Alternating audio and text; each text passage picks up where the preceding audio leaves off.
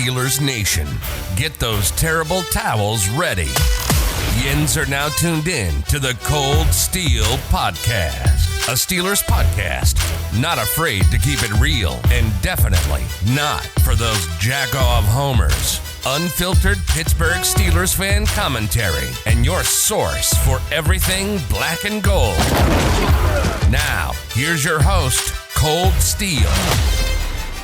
All right, Steelers Nation, welcome back to the Kold Steel Podcast. I am your host, Kold Steel, and this is episode 5.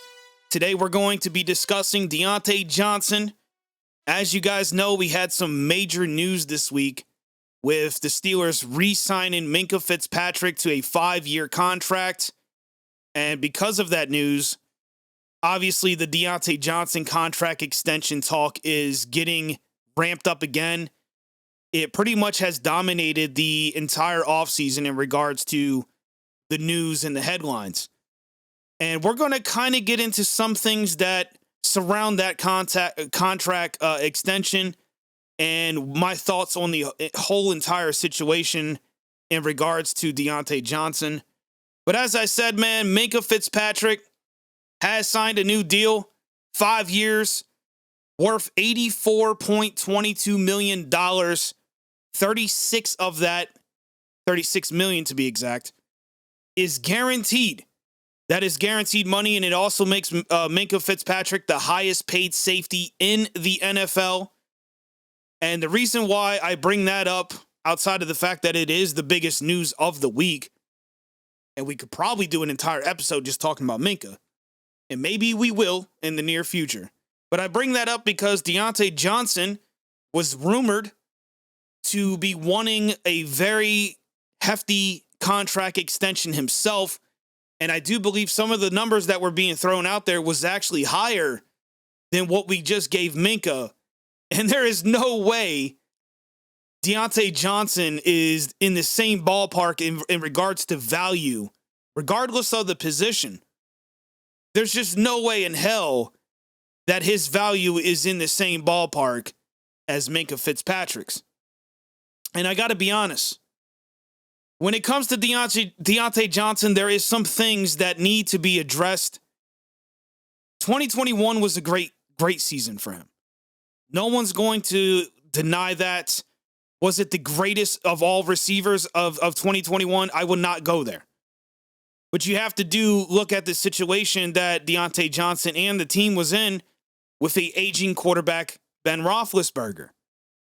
That does matter. When you consider that Diontae Johnson in 2021 ended up having a pretty good season statistically with an aging quarterback. 107 receptions, 1,161 yards receiving. He averaged almost 11 yards, and he had 8 touchdowns, again, from an aging quarterback. But the thing that I really want to look into when it comes to Diontae Johnson isn't what have you done last year. I want to look at the overall career thus far when it comes to the contract talks. So if we click on the career tab here, we can look and see what his stats have been over the years. Now, it's no secret Diontae Johnson has had a reputation of dropping passes.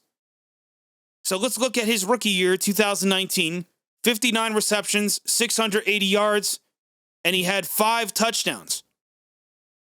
2020, which Ben, and again, I should point this out, 2019, obviously Ben was injured, as you guys know. So that does have to count in regards to, the low numbers in regards to receiving yards. But 2020, he had 923 yards, where he was surrounded by guys like Chase Claypool, who had an amazing rookie year, and we'll talk about him briefly too here. And then, of course, you had Juju Smith-Schuster. So there was plenty of receivers to go around in 2020. But he finished 2020 with 7 touchdowns. And then, of course, last year, Juju Smith-Schuster was honestly probably the only other receiver on this team that could pull away from those numbers for Diontae Johnson, because Chase Claypool in his second year did not perform as well as we were hoping. And he ended up finishing with 8 touchdowns in a year where, again, not much competition from the receiver corps. So when you look at the overall scope of what he's done thus far on the Steelers roster, I don't know if it warrants the same kind of money that a guy like Minkah Fitzpatrick brings, if that makes sense. Again, I know it's 2 different positions, but when it comes to receiver, I think safety is a much higher priority when it comes to this team specifically, because we are very well at drafting wide receivers. We have done a very good job over the years of replacing receivers and punching in guys when needed. And in this case, when you look at this year, the Pittsburgh Steelers have went out and drafted 2 young guys. You can look at the list here of all the receivers on the roster. You got Calvin Austin III. You got Miles Boykin. You got, of course, Chase Claypool, who I am really starting to think, and again, thinking and actual facts is they're 2 different things. But I have a hunch that Chase Claypool is going to have a very good season in his 3rd year. He seems more focused than he's ever been. I think his maturity level is coming up, and I think he's aware of what his career entails and where being a great receiver can take him in other avenues. I really, truly think Chase Claypool is becoming aware of the possibilities and the opportunities that he has in front of him. And then, of course, we have Diontae Johnson, Anthony Miller, who some people seem to think doesn't exist on this roster, which is mind-boggling. Anthony Miller is a capable receiver. He just hasn't gotten many opportunities because prior to this season, the receiver corps has been very beefy. But we lost Juju Smith-Schuster this offseason. Granted, the team let Juju walk. That was their own decisions. I don't think the money was involved whatsoever in regards to that. The point is, with Juju leaving the team, that now opens up a roster spot. Now, granted, again, Diontae Johnson is considered the number 1 receiver on this team. However, when you look at the history of the Steelers, and I really do not want to sit here and go through all the receivers, including Juju, who just exited. I don't want to go through this long list of receivers because I don't have to explain in details where I'm going here. Is Diontae Johnson a good receiver? Absolutely. In fact, I would argue that he makes plays on the field that can help the team offensively, especially in the scoreboard realm. That is obvious. However, we've had receivers before him who have been better, and we watched them go out the door. So what I'm about to say is this. Would I personally like to see Diontae Johnson back on this team? Yes, of course I would. Just like I would have loved to see Santonio Holmes remain on the Steelers roster.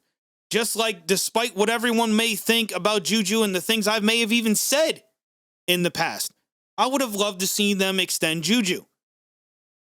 Guys like Antonio Brown, I didn't want to see him walk out the door, but of course, he had issues and he had to go. Now, when it comes to Diontae Johnson, there really isn't any character problems that I'm aware of. Does he tweet sometimes and say things we don't like? Of course, but who cares? Who cares? Is it annoying? Yes. Does he make himself look like a jackass sometimes on social media? Of course. But when it comes to football in the field, yes, I would like to see them resign him. But the history of this team points a different direction. But there is one thing that I need to mention. Something that is probably going to be overlooked. We have new leadership in the building. A guy by the name of Khan, who, already the Minkah contract alone should tell you there is a different sheriff in town. So anything is possible from this point forward. The Steelers that we've known for so long may or may not change. in regards to how they handle contract situations, how they handle rosters, how they handle all of those things combined from a business aspect.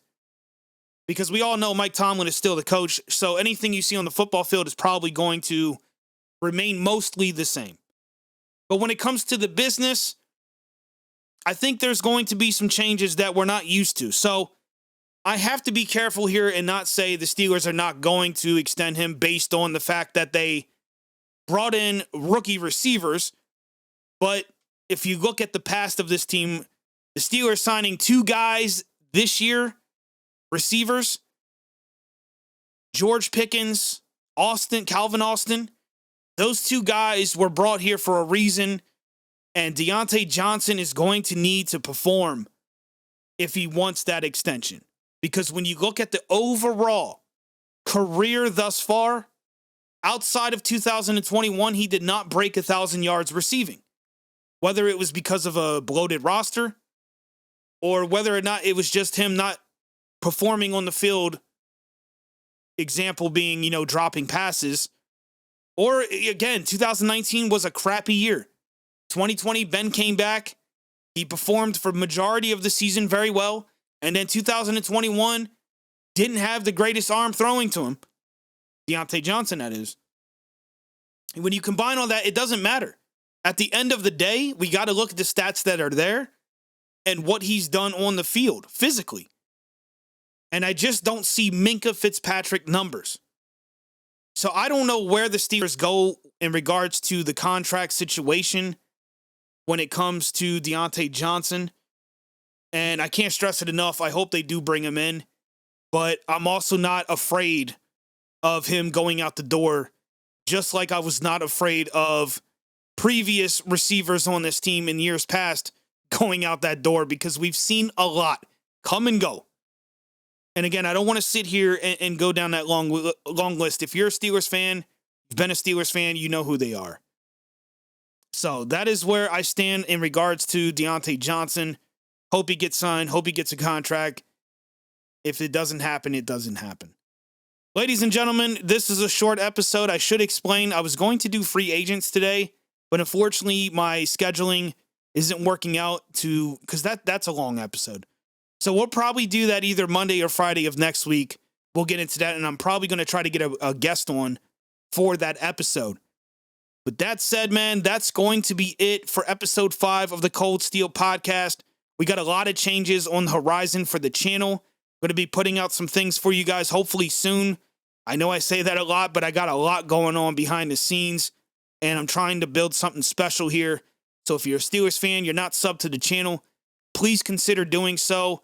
Follow me on social media. That is Instagram, Twitter, and Facebook. You can find me on all those platforms at Kold Steel, and that's Kold with a K, 412. I am very active on Twitter. I try to be active on Instagram, and of course TikTok, where some of the clips from these episodes get uploaded.